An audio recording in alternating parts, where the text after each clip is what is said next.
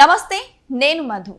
నరం లేని నాలుక ఎంతైనా మాట్లాడుతుంది. కాబట్టి మన నాలుకను మన కంట్రోల్లోనే పెట్టుకోవాలి.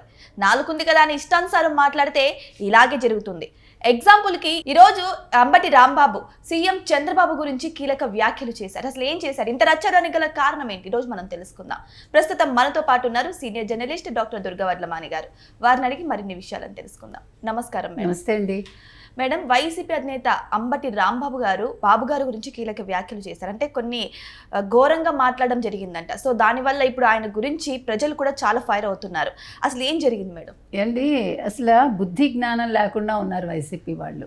అంటే జగన్మోహన్ రెడ్డి నేను పాదయాత్ర చేస్తాను, ప్రజల్లోకి వస్తాను, మళ్ళీ ముఖ్యమంత్రిని అవుతాను కాదు మాట్లాడాల్సింది. ముందు నా దగ్గరున్న ఆ 11 మందిని నేను కాపాడుకుంటాను, వాళ్ళ చేత నేను మంచి భాష మాట్లాడిస్తాను, ప్రజలకు కావాల్సిన మంచి పనులు చేస్తానని చెప్పాలి తప్ప నాకు అధికారం ఉంటేనే నేను మాట్లాడతాను, అధికారం ఉంటేనే నేను ప్రజల్లోకి వస్తాను, అధికారం ఇస్తేనే నేను అసెంబ్లీకి వస్తాను, ఇవి కాదు మాట్లాడాల్సింది. నిన్న వాళ్ళ చెల్లెలు తిట్టింది, ఇటు తిట్టకుండా తిట్టింది. నువ్వు పనికిమాలిన వాడివని క్లియర్గా చెప్పింది. నీకు అసలు అధికారం ఇచ్చి నువ్వు అధికారానికి అసలు తగవు నువ్వని చెప్పింది. నమ్మకండి జగన్మోహన్ రెడ్డి నన్ను ఆవిడ ఒక సొంత చెల్లెలు చెప్పాక ఇవాళ ఎందుకు మాట్లాడాల్సి వస్తుందంటే, ఇవాళ అంబటి రాంబాబు అనే అతను అసలు అతనికి మనం మర్యాద ఇవ్వటం కూడా అనవసరం. కానీ మనం అలా దిగజారలేం కదా.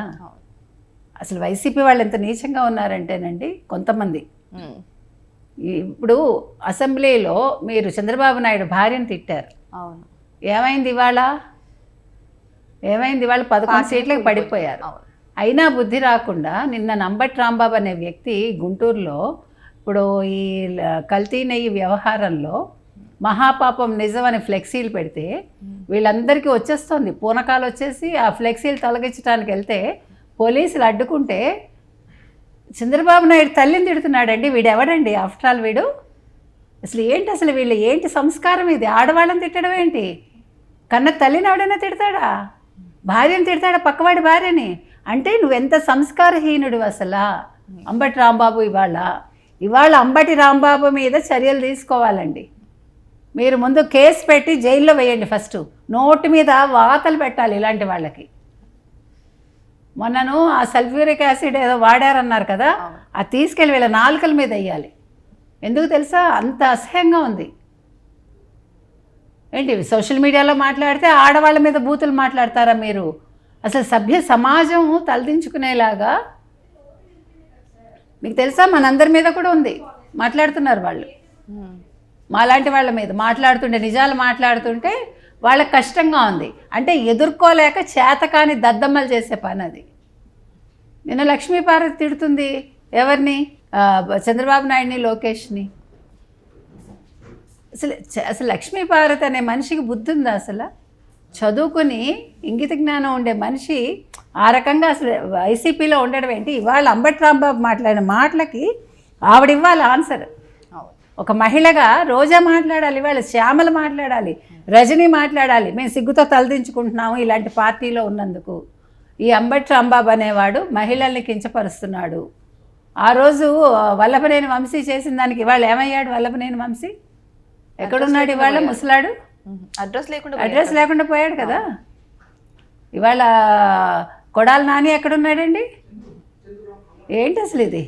నువ్వు డ్యాన్సులు చేసుకుంటూ రికార్డింగ్ డ్యాన్స్ చేసుకోవడానికి పనికొస్తావు నువ్వు? అసలు ఏం మాట్లాడుతున్నాడండి? ఎంత ఇప్పుడు నిన్ను పోలీసుని వెళ్ళమంటే ఎక్కడ లుచ్చానో కొడుకు ఎక్కడ ఎవరిని అడుగుతున్నాడు? అసలు ఏం మాట్లాడుతున్నాడు ఒక ముఖ్యమంత్రిని పట్టుకుని? అసలు నేను నిన్ననే చెప్పాయి వీళ్ళందరినీ తరివేయండి ఆంధ్రప్రదేశ్ నుంచి అని. ఈ భాష మాట్లాడే వాళ్ళని ముందుగా అసలు ఏమనుకుంటున్నారండి? అసలు ఆవిడెవరు? అసలు అమ్మన్నమ్మ గారు ఎవరు? నువ్వెవడివి ఆఫ్టర్ ఆల్? నీ తల్లినంటే నీకు బాధ ఉండదా? అసలు అనాలి అనే ఒక ఆలోచన రావటం ఏంటంటే నువ్వెంత నీచుడివి, నికృష్టుడివో అర్థమవుతోంది. ఏంటండి అసలు ఏ రకంగా సంబంధం? వాడు చచ్చిపోయిన మనిషి గురించి నువ్వు మాట్లాడతావా? ఒక మహిళను అనే హక్కు మీకు ఎవరిచ్చారు? నీ ఇంట్లో మహిళలు అన్నా కూడా మేము ఊరుకోము. నువ్వెవరైతే అయి ఉండొచ్చు, నువ్వు చెడ్డవాడివో మంచివాడివో, కానీ నీ ఇంట్లో మహిళలను తిట్టినా మేము ఊరుకోము. కానీ నువ్వు అసలు ఇవాళ సంబంధం లేకుండా చంద్రబాబు నాయుడు గారి భార్యను గతంలో తిట్టారు.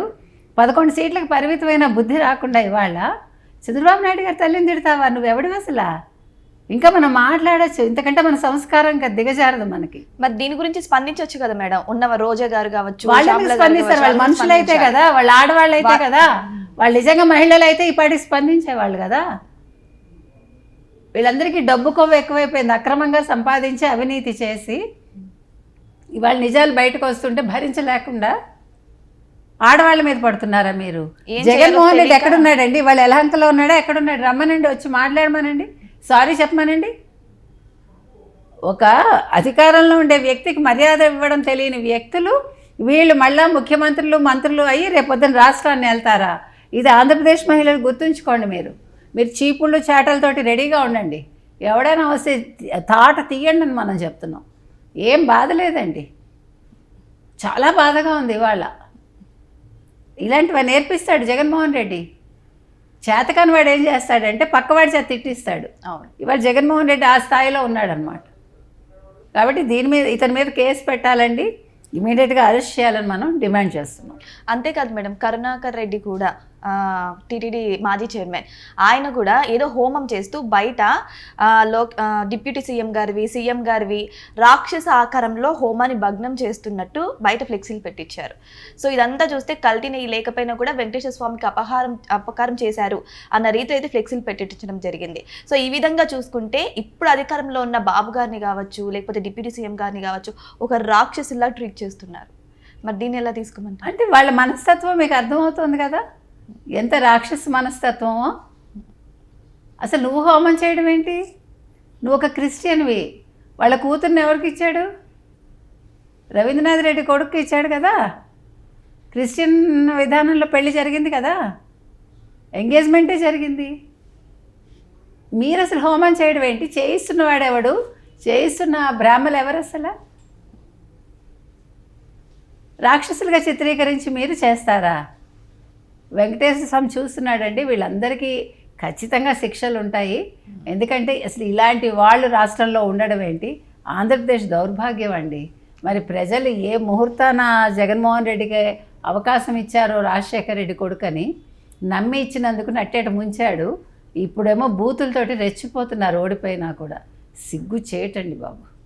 మేడం, ఇప్పుడు అంబటి రాంబాబుపై టీడీపీ కార్యకర్తలు చాలా ఫైర్ అవుతున్నారు, ఎందుకంటే ఆయన మాటలు అలా ఉన్నాయి. కానీ ఇప్పుడు వైసీపీ అనుకూల మీడియా మాత్రం అంబటి రాంబాబును సపోర్ట్ చేస్తున్నాయి. అసలు ఎందుకు మేడం ఇలా?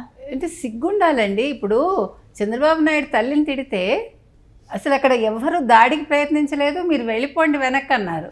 ఇప్పుడు గోరండ్ల వీళ్ళు పాప ప్రక్షాళన కార్యక్రమం చేస్తున్నారు వైసీపీ వాళ్ళు.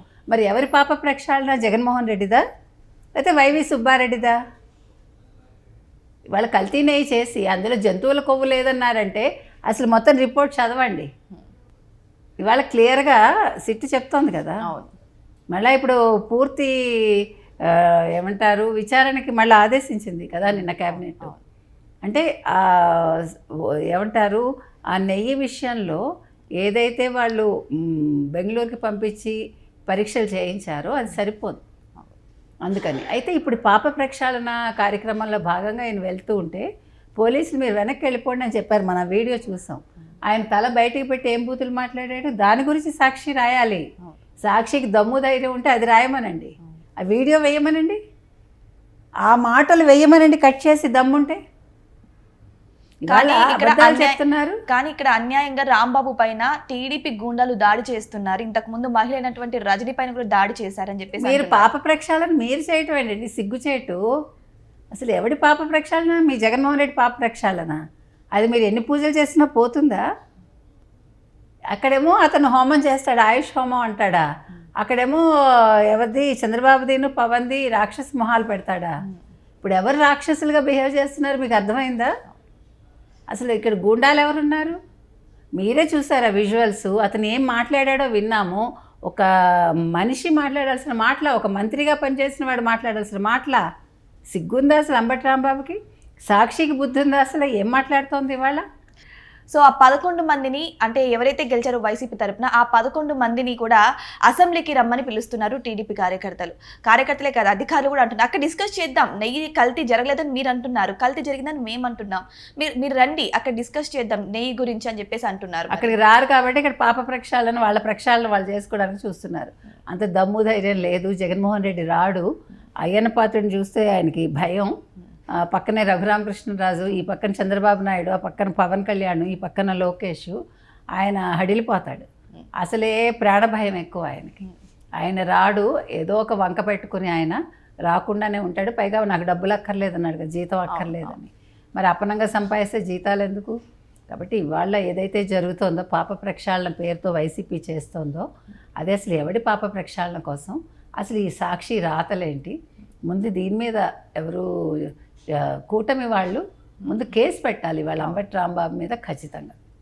సో రాజకీయ నాయకులన్నా అధికారులన్నా వారి నుంచి ప్రజలు నేర్చుకునే పొజిషన్లో ఉండాలి. కానీ ఇప్పుడు చూస్తుంటే ప్రజలు చెడిపోతారేమో అని భయంతో విలవిలలాడే పరిస్థితి అయితే ఏర్పడుతుంది. కానీ మహిళలను కించపరిచిన ఏ ఒక్కరు కూడా బాగుపడినట్లు చరిత్రలు కూడా లేవు. మరి ఇప్పుడు ఏం జరుగుతుందో వెయిట్ చేసి చూద్దాం. Thank you so much. Thank you.